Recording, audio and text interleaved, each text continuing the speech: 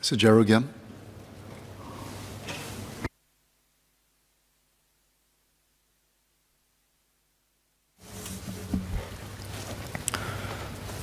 Mr. Speaker, I can see the need for more parcel lockers to be set up near housing estates. Sometimes deliveries get delayed because residents are not at home to receive the parcel, or they don't hear the courier at the door. This would require rescheduling to another delivery date. I also remember occasions when I would receive a delivery note in my mailbox to pick up a package from a pop station, which is a 30-minute round trip by bus and foot from my home, when I had made it a point to be home when the original delivery was made. The pandemic, ironically, seems to have eased this problem because couriers now simply leave the package outside the door in the name of contactless delivery to prevent the spread of the virus. However, I worry that these delivery issues may return once safe management measures ease. In any case, especially in public housing estates, leaving packages unattended at the door risks parcel theft. I therefore support the plans to situate more parcel lockers near housing estates. However, I have several queries which I hope the SMS will address. These cover the effect of the creation of a public parcel locker network on market competition and innovation, and the coverage of parcel lockers in all housing estates. First, on market competition. While I welcome the creation of the network, I would like more clarity on the role of PIC Network Private Limited in the existing ecosystem. PIC is a wholly owned subsidiary of IMDA, which is a government statutory board. SingPost currently has pop stations, and Blue World Private Limited has a network of Blue Lockers. They are part of an existing parcel locker network, the Locker Alliance, which has already set up parcel lockers in various locations across Singapore. What was the reason why IMDA didn't contract these private sector players to provide more public parcel lockers near housing estates? They already have the experience of running parcel lockers and could take on the investment risk and bear the cost of expanding their network. Is PIC's mandate to fulfill a need that is distinct and complementary to the services already provided by the private parcel locker providers, or will it be competing with them? If competition is part of its mandate, will it be contravening the Yellow Pages rule?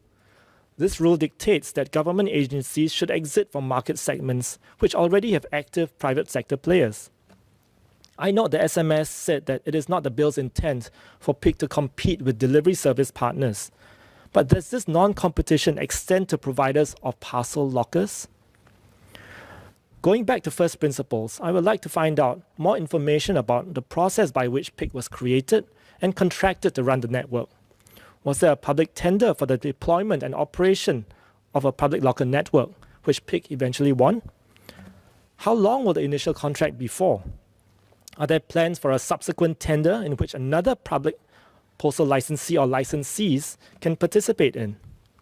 Is PIC expected to be profitable in future? If not, how much has IMDA spent and how much will it be budgeting every year to subsidize the operations of PIC?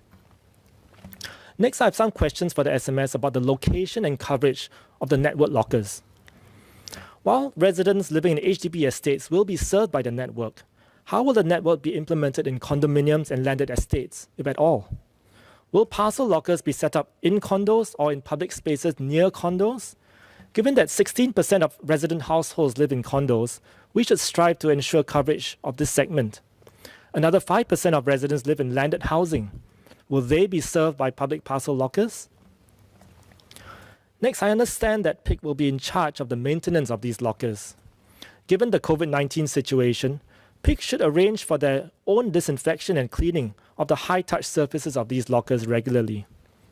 Also, I hope that PIC clearly indicates their customer support contacts on their lockers and makes it convenient for customers to get in touch with them.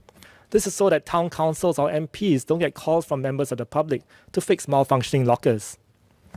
There may also be certain individuals who are heavy users of delivery services. For example, people who run small redistribution businesses from their homes. What measures are in place to prevent overuse by these individuals who could end up monopolizing the limited slots? Mr. Speaker, the public parcel locker network should fill in gaps which the private sector is unable to fill, rather than duplicate their coverage. It should seek to drive innovation in the sector. For example, Perhaps in future, we could see the creation of cold lockers to facilitate the delivery of groceries and foodstuffs from supermarkets, or heated lockers for food deliveries. Locker operators could also consider providing dual functions for their lockers, for example, as receptacles for returned items, or even depositing electronic waste, given that existing e-waste bins are even less accessible than private parcel lockers.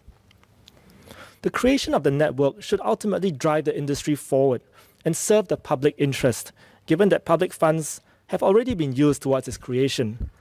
ROI must come in the form of more convenient and affordable parcel pickups for consumers, not just profits for a select few players, whether publicly or privately owned. Thank you.